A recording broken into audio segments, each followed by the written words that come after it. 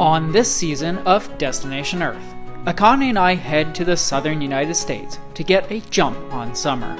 On this adventure, we had the chance to visit Tennessee, Mississippi, Virginia, and North Carolina. Join us as we explore everything from the busy streets of Nashville, Tennessee, to the historic antebellum homes of Natchez, Mississippi, as we check off a few new states on this heat-soaked journey. Where are we off to today? Let's find out. In today's video, we're finally making our way to the end of the Natchez Trace Parkway. As we pack up camp, I'll remind you that the Natchez Trace is a historic and scenic roadway that stretches approximately 440 miles or 715 kilometers through 3 states, Mississippi, Alabama, and Tennessee.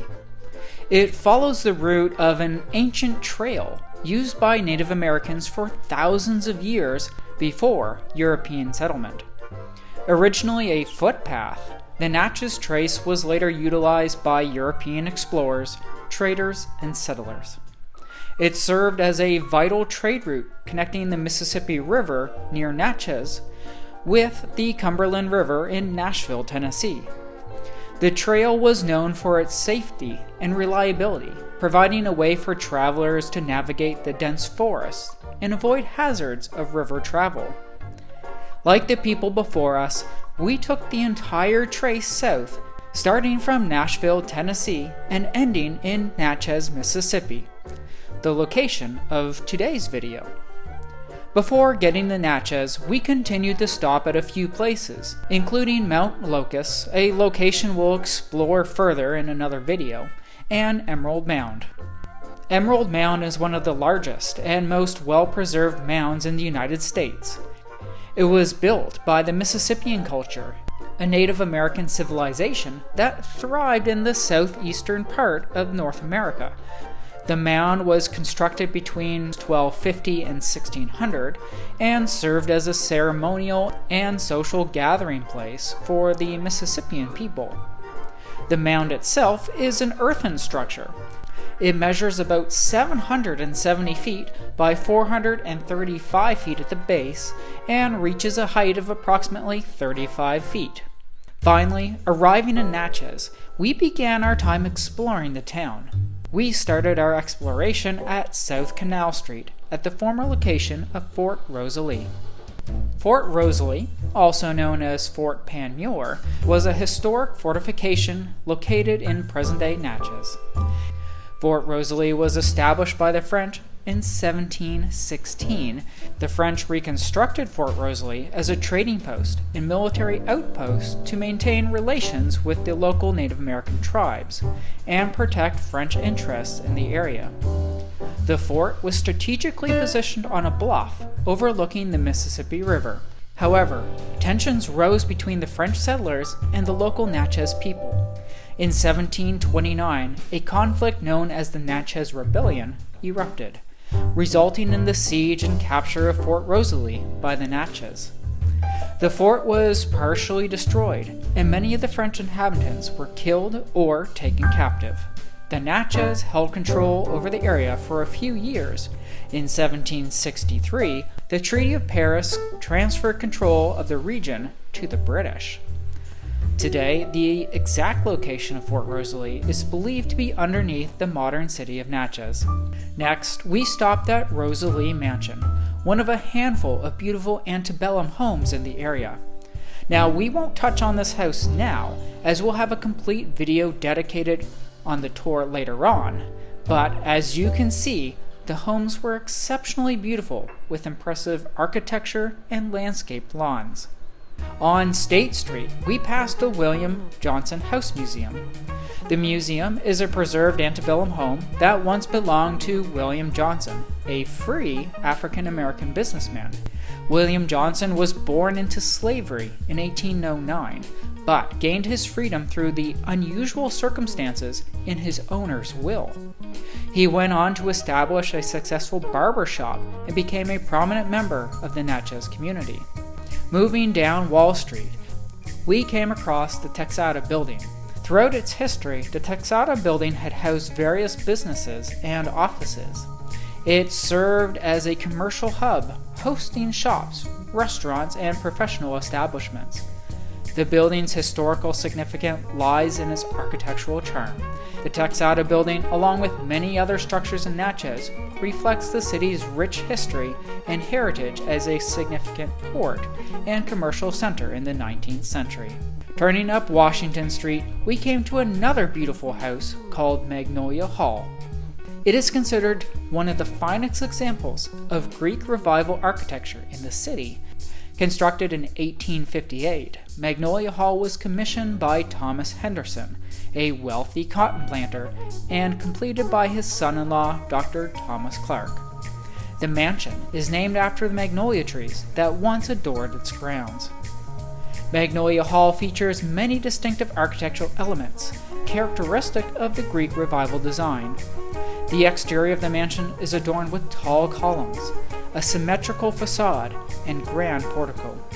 The interior boasts high ceilings, elaborate plasterwork, ornate moldings, and elegant period furnishings.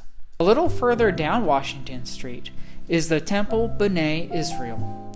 It is one of the oldest active synagogues in the southern United States. The congregation was established in the 1840s by a group of Jewish immigrants who had settled in Natchez. These individuals were primarily merchants and traders who played a significant role in economic development of the city. During the mid-19th century, Natchez had a thriving Jewish community, and this location served as a religious and social center for its members. It weathered the impacts of the Civil War, economic changes, and shifts in the local Jewish population. However, the synagogue has been preserved and remains an active place of worship and cultural heritage. After enjoying these beautiful buildings, we headed down South Commerce Street until we reached Main Street. We explored here a little bit, grabbed a bite to eat, and then continued our exploration of town at Main and Union, where the stunning St. Mary's Catholic Church stands. St. Mary's is one of the oldest Catholic parishes in the state and holds a significant place in the religious and cultural history of the region. Construction began in 1842, and the church was dedicated in 1843. Like many other buildings, it was designed in the Gothic Revival architectural style. The church's architecture and ornate interior reflected the grandeur and solemnity of traditional Catholic worship. The parish at St. Mary's Catholic Church was established to serve the growing Catholic population in Natchez, which included European immigrants, African Americans, and other diverse communities. The church had witnessed various historical events and remained an enduring symbol of faith in Natchez. During the Civil War, the church was used as a hospital and refuge for wounded soldiers. It also withstood the challenges of fires and natural disasters, undergoing renovations and repairs to preserve the architectural integrity.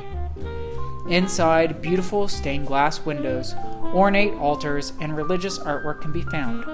The church was in service during our visit, so we chose to stay outside and not disturb the ceremony and sanctity which it deserved. Behind the church itself is a beautiful park with large old trees. You can find a Confederate war memorial in the form of a statue, and a lovely ornate fountain that ties the entire Natchez Memorial Park together. As we wrapped up our tour, we found ourselves at the corner of High and Commerce Street at Stanton Hall. Stanton Hall is considered to be one of the grandest and most significant antebellum homes in the city. Construction began in 1851 and was completed in 1857. The mansion was commissioned by Frederick Stanton, another prominent cotton planter. Stanton Hall was designed to be a showpiece of wealth and opulence. It served as the residence of the Stanton family and hosted extravagant parties and social events, showcasing the grandeur and refinement of the southern plantation life. During the Civil War, Stanton Hall was used as a hospital by Union forces. However, the mansion survived the conflict relatively unscathed and continued to be a prominent symbol of Natchez antebellum heritage. Heading back to our vehicle, we stopped to take a stroll along the mighty Mississippi River, which separates the states from Mississippi and Louisiana, the place we actually stayed during our time visiting Natchez. Taking Silver Street is probably your best bet to get close to the river and enjoy the nightlife and bar scene in the area. Here, you can see those built-up walls I referred to when talking about Fort Rosalie, and then head down towards the water to see the large tour ships that cruise the area. We stayed in Natchez for a handful of days. Despite being a smaller town, the area actually offered a lot and was chock full of interesting history and of course boasted some amazing springtime weather. Don't forget to come back and learn more about the area pre-European settlement as we explore the grand village of Natchez Indians, a location found about 10 minutes outside the city center.